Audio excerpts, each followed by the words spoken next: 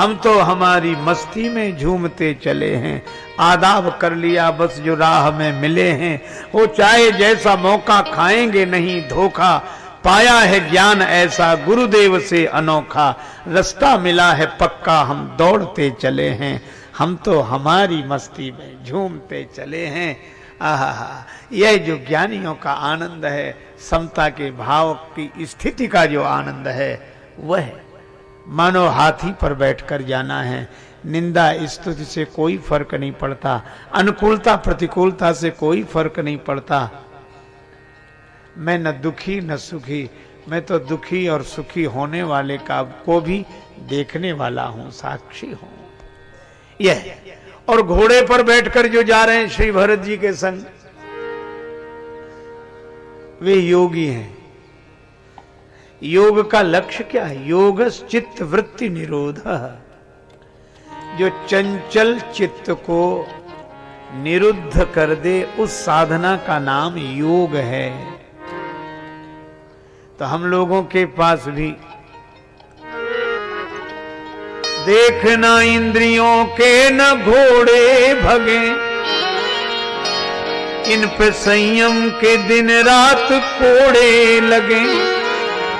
जीवन रथ को सुमार्ग चलाते चलो, कृष्ण गोविंद गोपाल गाते चलो।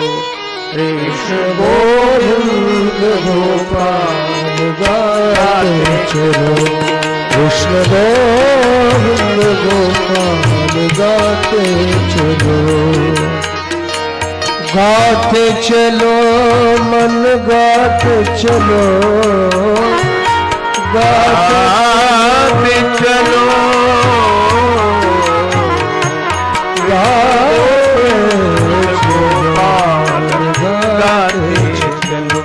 कृष्ण गोविंद गोपाल गाते चलो। इंद्रियों के घोड़े नेत्र, हमारे यहाँ इंद्रियों को गो कहते हैं, संस्कृत में गो। हिंदी के कवियों ने भी, श्री तुलसीदास जी ने भी गो गोचर जहां लगी मन जाई, गो गो नाम है इंद्रियों का। हा? और अंग्रेजी में गो बोलते हैं जाओ, गो मन जाना। तो जिनके माध्यम से मन जाता है गो, वे सब गो। आंख के माध्यम से जाता है, कान के माध्यम से जाता है, ये सब घोड़े हैं, ये वाहन हैं, इसी पर तो बैठकर जाता है।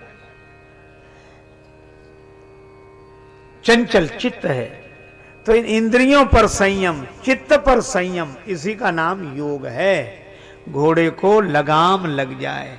देखो, घोड़े से दो तरह के लोग जुड़े रहते हैं, एक वो जो घोड़े की सेवा में रहता है, एक वो जिसकी सेवा में घोड़ा रहता है। तो घोड़े की जो सेवा करे वो सईस, और घोड़ा जिसकी सेवा में हो वो रईस। तो हमें यह देखना है कि हम इंद्रियों की मन की सेवा में हैं या मन इंद्रिय हमारी सेवा में है। और इसीलिए जो मन बुद्धि चित्त आदि इंद्रियों पर संयम कर लेते हैं, ऐसे संत पुरुषों को हम लोग स्वामी बोलते हैं। स्वामी। अच्छा, अब ये बस में कैसे होंगे? मैंने सुना था एक राजा के पास एक बकरी थी। अब इसका मतलब यह नहीं कि राजा के पास केवल बकरी ही थी। धन धान्य महल राजपाट सुख समृद्धि सब कुछ था, पर उसके साथ साथ एक बकरी थी। और राजा ने एक विचित्र शर्त रखी थी कि जो इस बकरी को खिला पिला के तृप्त कर दे, उसे 1000 रुपए इनाम। लोगों ने कहा बकरी को क्या, हाथी को तृप्त कर दे 1000 रुपए में, तो हम, ये तो बकरी है। राजा की बकरी हर कोई ले जाता, पुरस्कार पाने के लालच में दिन भर चराता, और शाम को जब लौट के आता, देखिए राजा साहब आपकी बकरी खा पी कर तृप्त हो गई है।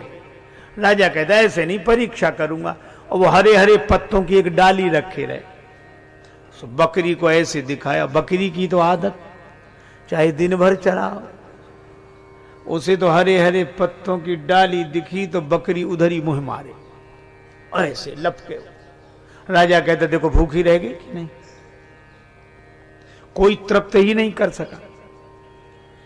एक महात्मा किसी भक्त के यहां ठहरे थे, उन्हें पता लगा तो महात्मा भी कम कौतुकी नहीं थे, कहने लगे सवेरे हम जाएंगे। गए राजा, अरे महाराज आप आओ। महाराज महात्मा बोले कि बाद में ये सब करना, शाम को आराम से बैठेंगे, पहले तुम्हारी बकरी लाओ, हम आज तृप्त करके लाते हैं। कहा कि महाराज इसमें काहे को आओ। बोले नहीं नहीं, हम भी प्रयास करके देखें। महात्मा ले गए। पूरी कहानी उन्हें मालूम थी कि राजा परीक्षा कैसे करता है, इसलिए महात्मा जी ने एक अलग युक्ति निकाली। हरे हरे पत्तों की एक डाली रखी और एक डंडा।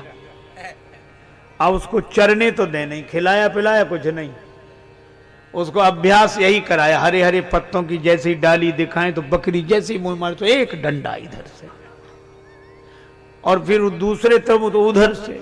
दिन भर अभ्यास कराया, पत्ती तो एक नहीं चरने दी, वो पत्ती तरफ मुंह करे वैसे ही।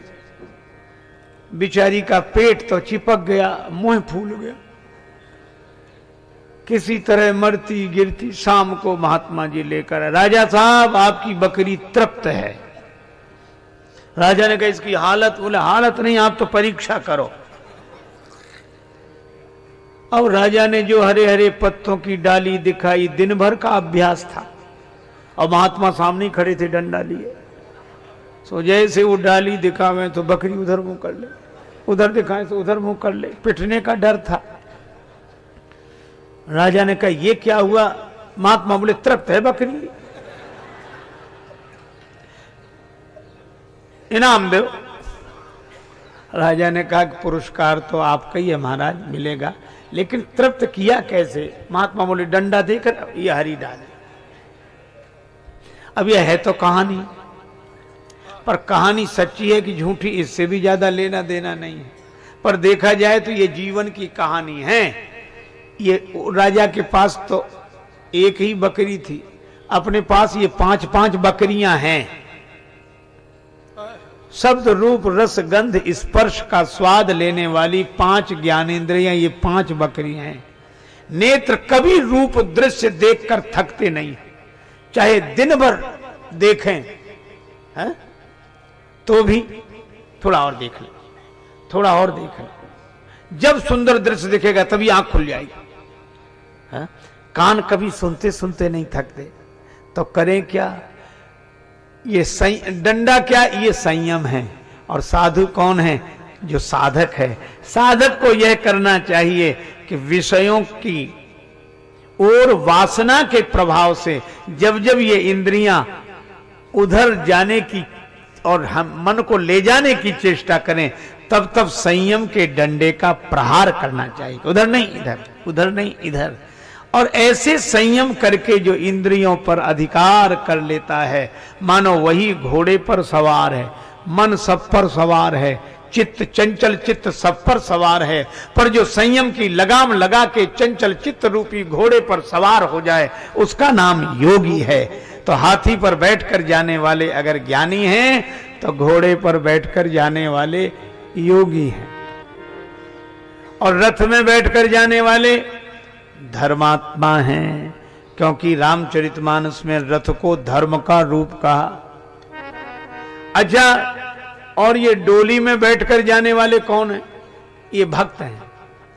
डोली वैसे ही महिलावाची शब्द है, डोली माने भक्ति। अच्छा, डोली में बैठने वालों को क्या करना पड़ता है?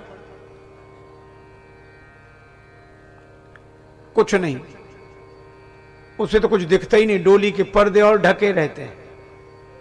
पर डोली में बैठने वाले को केवल बैठना होता है और कुछ दिखता नहीं है, और बिना दिखे ही उसे विश्वास करना होता है। भक्ति का मार्ग ऐसा ही है, इसमें तो विश्वास ही करना होता है, और विश्वास पूर्वक बैठने का नाम ही भक्ति है।